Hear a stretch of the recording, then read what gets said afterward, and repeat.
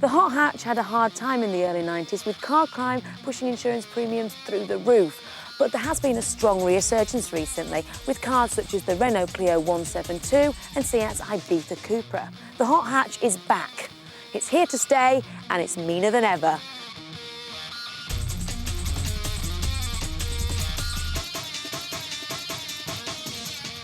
So it seems strange that VW, the company behind the hot hatch revolution and the company that moulded the small car performance market as we know it today, should launch a diesel variant of their much-loved GTI.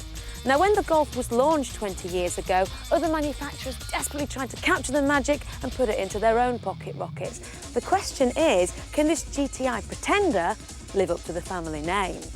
Now, the Passat TDI isn't going to get unwanted attention from your local scallies. No, it is more likely to get admiring glances from your dad and the local company rep. I'm not saying that this car is bad, I'm just saying it's a little bit dull.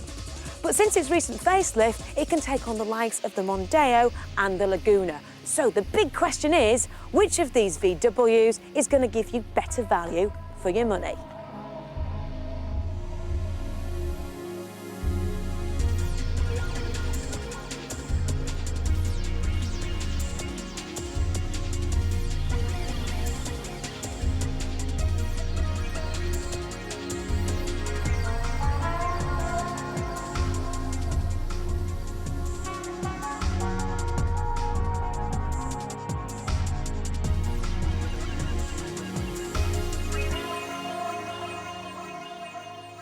Now, in the Passat, the fit and finish is first class and the driving position excellent. We've got electric windows, central locking and climate control as standard, and a must for any long distance driver, ceiling mounted sunglass holder. Now, there's enough space in here to sit 5 people comfortably, with room left over in the boot for anything you might want to put in there.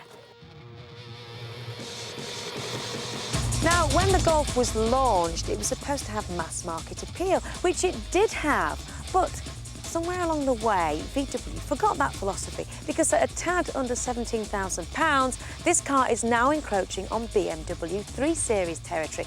But VW still insist on marketing it against the likes of the Ford Focus and the Vauxhall Astra. So this Golf has got twice as many competitors as all of its rivals, which can outdo the Golf on most things, including the price.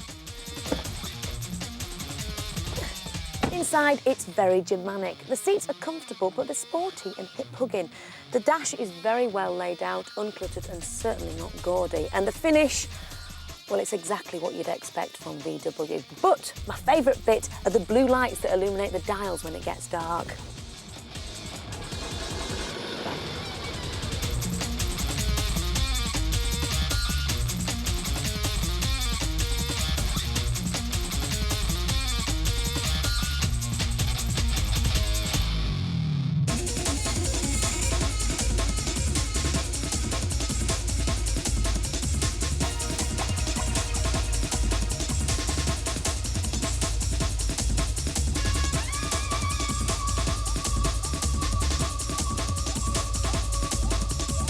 It's a great, if somewhat noisy car to travel smoothly and sedately round town in.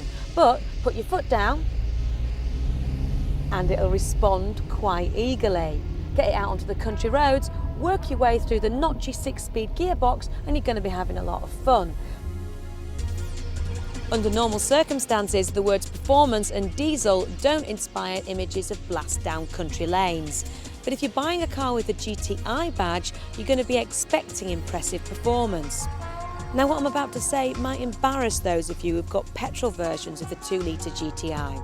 With a 0 to 60 time of 10.3 seconds, it pips the 2-litre by 0.02 of a second and matches the top speed of 121 miles an hour.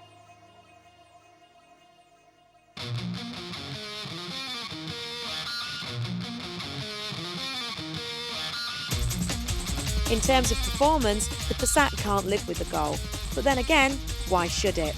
After all, the car is aimed at a completely different customer.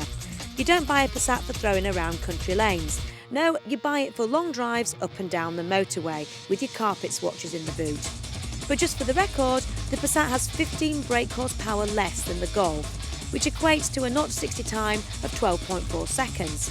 So it's never going to have you on the edge of your seat, although it will have you costed in comfort. In a straight line, the Passat is a very refined car to travel in. It's really solid and it's got a good punch of power through the mid-range. But very much like the Golf, when you get to the corners, it really is quite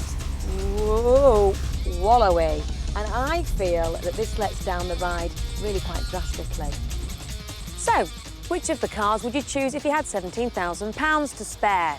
Well, they're both highly accomplished in their own right. I mean, if you want the hot hatch performance with the diesel fuel economy, then the GT TDI is definitely worth a look at.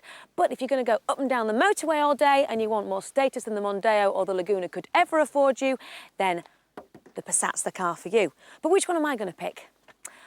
Well, it has to be the Golf. I mean, it is the legendary hot hatch. It looks fantastic, fabulous finish inside and out, and it's faster than the Passat, and it's cheap to run. It might be a tad expensive at just under £17,000, but it's a VW, and I reckon you get what you pay for.